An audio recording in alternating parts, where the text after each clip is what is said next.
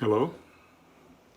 This is our first lesson in Song of Solomon, but it's our 12th lesson in this whole series from Proverbs to Solomon. And we open up in Solomon today. You know, in Genesis chapter 2, I think verse 18 it is, God makes an observation after he creates man. He said, "It is not good that man be alone."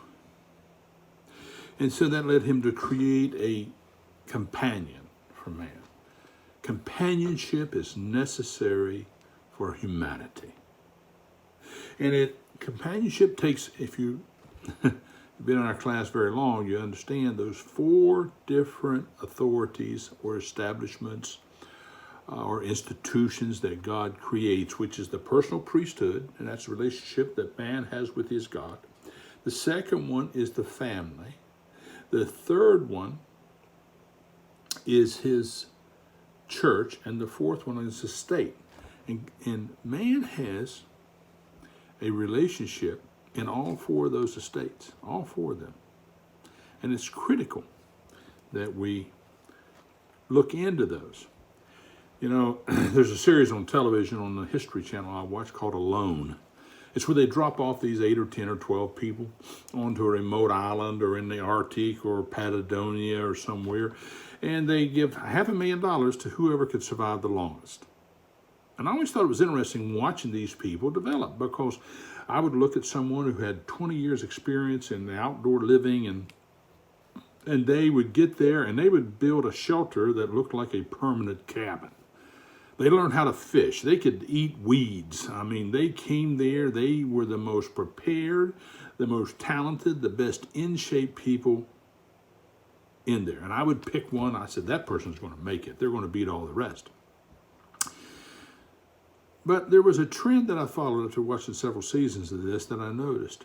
It wasn't the hunger. It wasn't the environment that got them out a lot of times. About halfway through, it was the isolation, the lack of community, the lack of relationship. It started to weigh so heavily on these very capable people, and it ended up being the demise of most of them. It broke them down, dealing with being alone. And the great tragedy is today in the world, there are a lot of lonely people that don't have any relationships. And like I've said before, what God has established, Satan will always have a counterfeit for. Always understand that.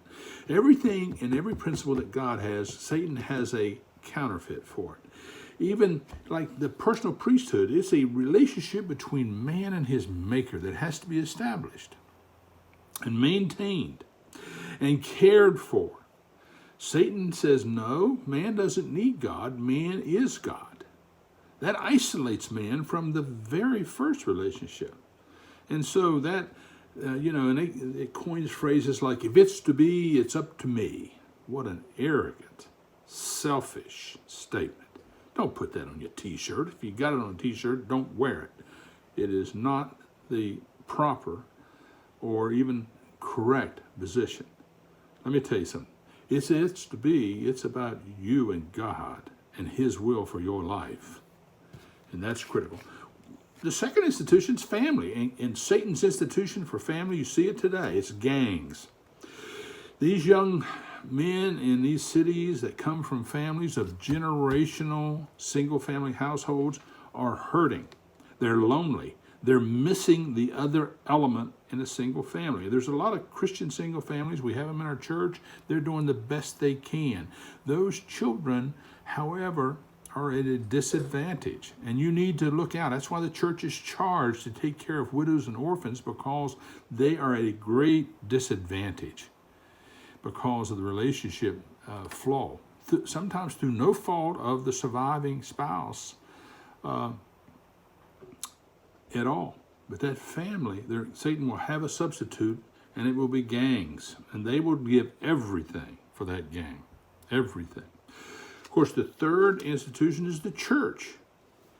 And the church is the proper community for Christians. You know, people say, well, Jim, do you have to go to church to be a Christian? No, you don't. But you will not grow in the Lord outside of a church. You say, well, I'll get by myself. Let me tell you something. By myself will flaw your growth. It is not good for man to be alone, and do not forsake the gathering together of you together. Those are instructions with purpose. They are necessary for proper Christian growth. You cannot grow outside of a church. Even a flawed church with people in it that don't act like Christians. A lot of us are flawed. We blow it day to day. But we're supposed to be there. It is absolutely required for the Christian. And of course, the fourth one is the state. How do Christians fit in society? Well, we are to fit in there. We're to be salt and light in society. But understand this, the world at large are not your brothers and sisters. I see so many people misquoting the Bible, the brotherhood of man. There is no such thing. Christ himself looked at the Pharisees, and you are of your father, the devil. And we Christians are of our Father through Jesus Christ, God Almighty. The fellowship of brotherhood of the church is totally different. And no club or organization can sustain that. Satan will try, and I've seen Christians don't have time to go to church, but 3 days a week they're involved in some club or parachurch organization. Those parachurch organizations are okay, but and some of them are even good and do good things. But when they become an enemy of the church, then that is something good being enemy of the best. Don't let any other organizations confer with the church. And you say, well, gee, okay, what about our state? Well, Satan has a substitute for national organization, and it's called the global or world. In the latter days, and the purpose of the carnal world is to create a world government that worships one man in the end. And you will see that every day. And people who are a part of a nation, God established nations and government, human government, in the Noahic covenant for one purpose, and that is common defense and law and order. That's the only obligation.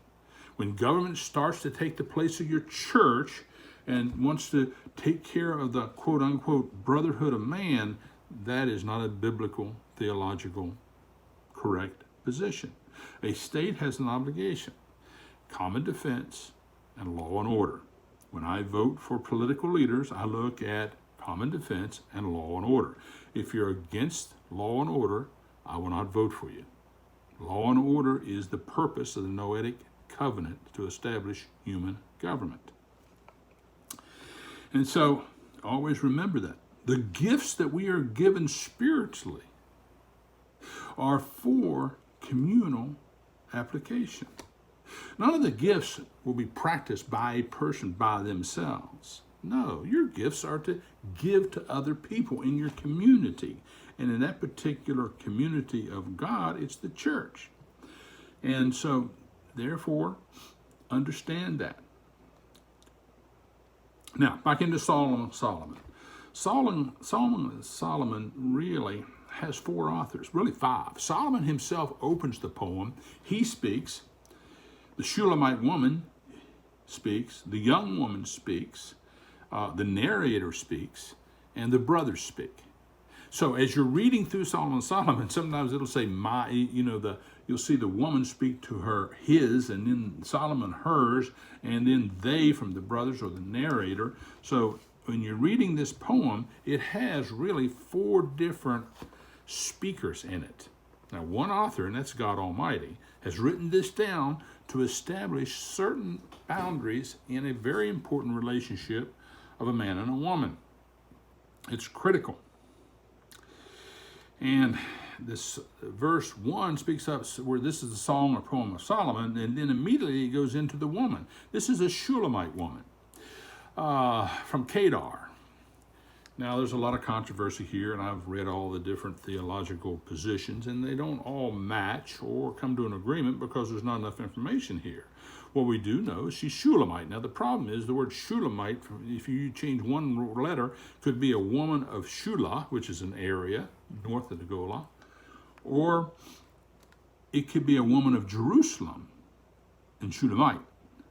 And so we do know she is from the Kedar region, and we know that she was dark. Now, the King James says she's black, the NIV says swarthy, but she was dark.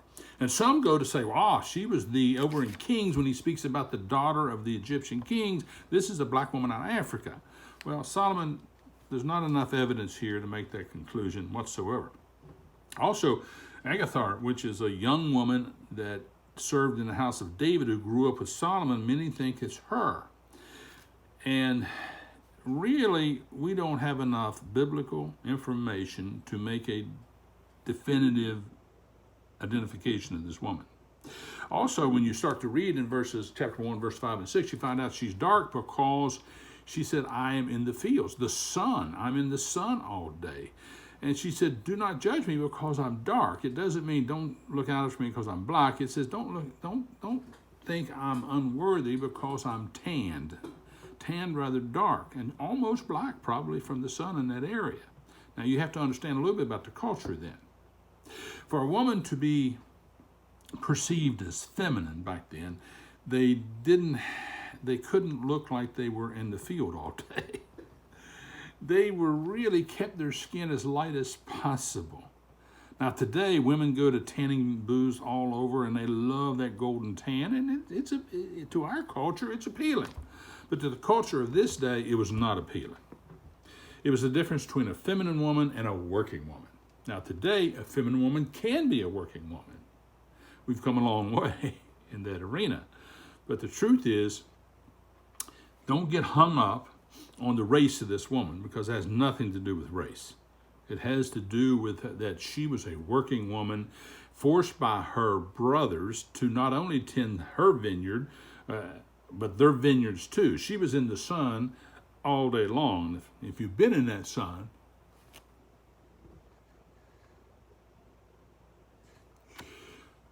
in that area, it will cook you dark. And it will also wrinkle your skin. So she said, don't look upon my beauty. He said, don't judge me because I'm not the prettiest, white, creamy skinned person. But also don't take it as a racial issue. And that's a good thing to consider, because I never mentioned race in any of the institutions that God established, because he didn't. There are multiple races, but in the house of God, there is no Jew or Greek or anything. I know for a while there were churches that thought that the races need to be kept separate. Nowhere in my Bible do I find that. When a person becomes a Christian, that is their community. People want to say, Jim, what's your position on racial marriage? And I'd say, well, if you're both believers, you fulfill the biblical position of what marriage is about. It's more important that you marry someone that's a Christian, that you share biblical values with, than anything else. Anything else. So don't get hung up in racism. People who make race their priority have their priorities wrong. I was discouraged recently. I think this week I was watching the state attorney general from, I think it was Wisconsin, came on and he said, I'm a black man. He said, I'm a black man first and an attorney general second. I said, how tragic that you put your race ahead of any obligations that you make. I don't care what your race is. You know, when your race is your number one consideration, that to me is the definition of racist. I think that the four institutions that God has established, recognize them, participate in them, and participate in them within the boundaries of this Bible. That is God's plan for us all. And race does not define us. Where's identity politics? The first one is the priesthood of the believer. Are you a Christian or are you not? The second one is the family. I have certain situations and things I expect of my family that I don't expect of anyone else. The third one is the church. I identify with the church I go to. And that is a critical identification. Those church members have a priority in my life over the state. That's the fourth one. But my state has a right to call me to defend it.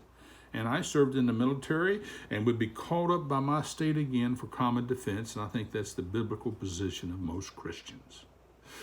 To think that you can be isolated from any four of those is to not know the Bible. Enough said on that. Let's get into the text, because I'm committed to let's get moving. We start today's text, and to give you a little background, Solomon opened up, and then the woman spoke of her love for him and the power of that love. And a lot of this is figurative, and a lot of it is actual. And the figurative that they end up in the second verse for most of it is they're walking through a vineyard, and they're looking at the beauty of things starting to blossom.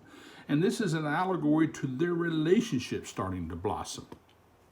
And as they walk through this vineyard and they're looking at God's beauty, it must be in the springtime because things are starting to flower and blossom and bring forth fruit. And in verse 15, chapter 2, it says this, "Take us or catch us the little foxes that spoil the vines, for our vines have tender grapes." You say, what's that talking about? Well, it's a figurative speech. It's saying our relationship is like a vineyard, and these grapes are just getting to the critical, vulnerable point, and these little foxes run in there and chew on the vines and eat the fruit before it develops into the beautiful thing it's supposed to. This is called preventive maintenance. I was in the Navy for 23 years, and we had a preventive maintenance program. We would do certain things to ensure that motor or pump or engine did not stop underneath the ice cap when we didn't have any help. You have to maintain things or they will fail.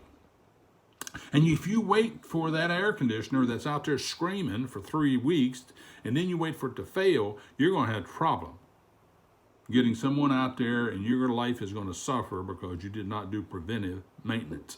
And this is about preventive maintenance in a relationship between a man and a woman thinking about marriage.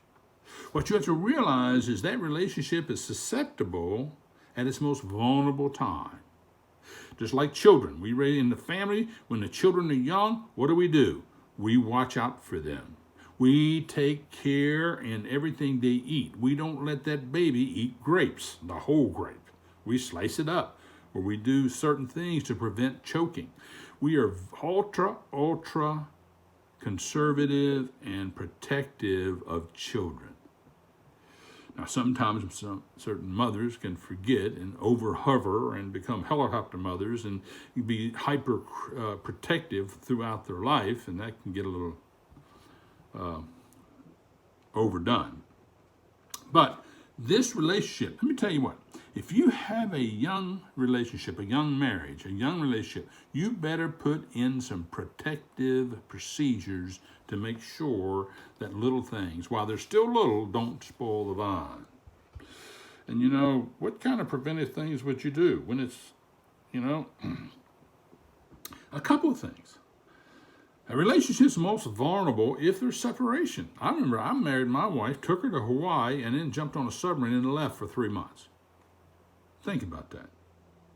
She's there, plucked out of a holler in West Virginia, and I dropped her in Honolulu, and then several days later jumped on a submarine and left her there. She was in a hotel. Hadn't even established her own house. It was a very vulnerable time. She had to protect that. I couldn't watch it. I was out there. But separation, put in situations. When you're separated for whatever reason from your spouse, you need to watch yourself. You need to go to church every time the doors are open, whether you're a man or a woman. You have to be very, very cautious that you don't fall into a relationship with someone else. And it may start out as a friendship. That's when it's a little fox. You stop the little foxes before they destroy the flock. That's critical. That's preventive care.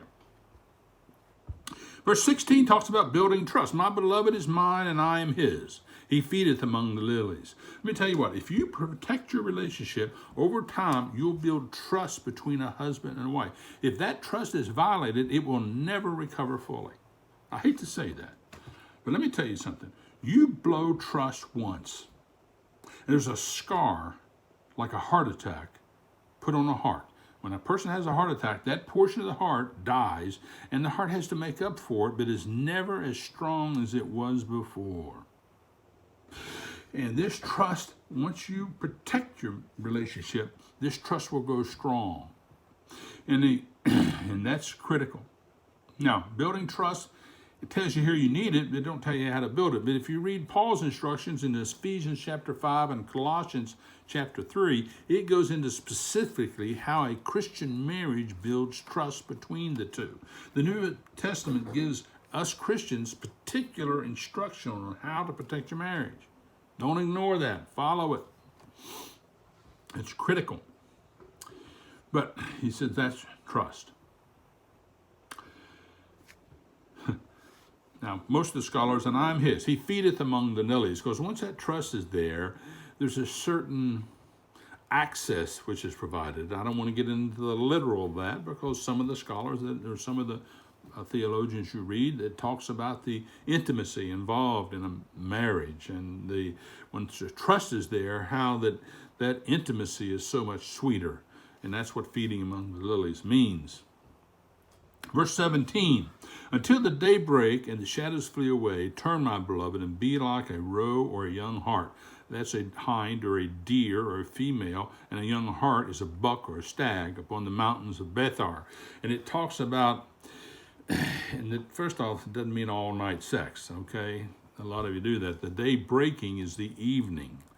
Day breaking talks about until the evening comes, and the cool of the evening, and the shadows flee away, because shadows flee away when the sun goes down.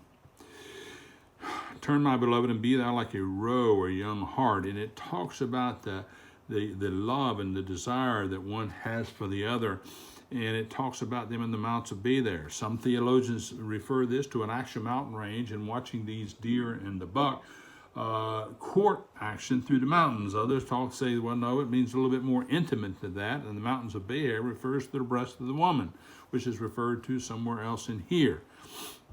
I just know that if you protect your marriage, you do preventive maintenance, you can have a sweet relationship. That's what that means.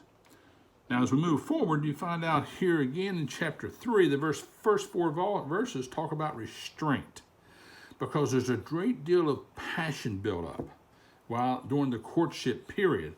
And she says, by night on my bed I sought him whom my soul loveth. I sought him, but I found him not. I will rise now and go about the city and the streets, and in the broad ways I will seek him whom my soul loveth. I sought him, but I found him not. The watchmen, _watchmen, that go about the city found me. They didn't find him, they found her. These watchmen are restraints. And she was so overcome with passion that she was seeking intimacy with this man. To whom I said, saw him, there my soul loveth. It was but a little that I passed from them, but I found him whom my soul loveth, and I held him and would not let him go until I had brought him into my mother's house. She didn't take him home. She didn't take him to her bed. She took him where? To her mother's house. That's another form of restraint. The old courtships would take place where? In the home of the bride or the lady. And there would be constraint there. You know, I may get in trouble for saying this, but I doubt it. One of my grandchildren, is involved, and they're in house. She's a senior, he's in college, and they're in love. And as I read this, I thought about that. And one of the things that they practice or they restrain is they don't kiss. I think at certain points,